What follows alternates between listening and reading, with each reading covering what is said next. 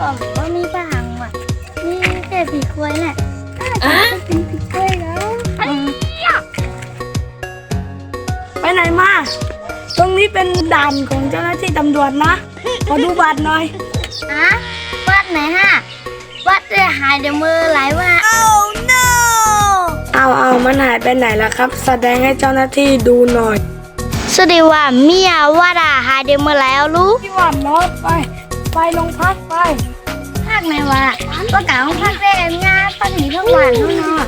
คุณหากินเนื้อหมูเนื้อปลาเนาะผีกล้วยให้ในก็ซื้อมาในการห่อหมูแบดเลยเนาะหากินเนื้อหมูเนื้อปลาเนาะใจไม่ไม่ต้องเลยนะไม่สาวนะทุกวันนี่นำนะเป็นยังห่อแบดเลยเนาะเยอะหากินเนื้อหมูเนื้อปลาไปโรงพักถ้าไม่มีบัตรอะไปโรงพักเร็วๆไปกว่าเพลินถ้าต้องไม่เข้าแน่กว่าก็ต้องเข้าแน่เด็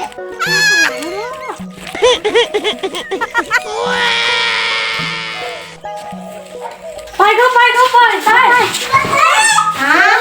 เดี๋ยวว่าเขามาห้องพักล่ะถ้ามีเขามีปัญหาแต่เขามาต้องควักเอง เอารอตรงนี้ก่อนถ้าไม่มีบัตรอะอีกโดยถ้านาเอาเปียกต้องมือเนื้อเหือนะเราซื้อหลายวันอ่ะซื้อมากานะ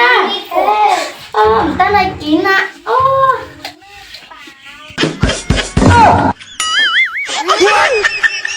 哎呦我的妈！1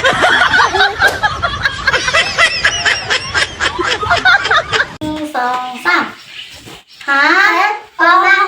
นั่นวันพัดกังเหรอไปโรงพักไม่มีบัตรก็ไปโรงพักไปเอากว่าเพลินต้องไม่เข้าแน่ถ้ามาไปแหละไม่มาไปเลยกว่าเลย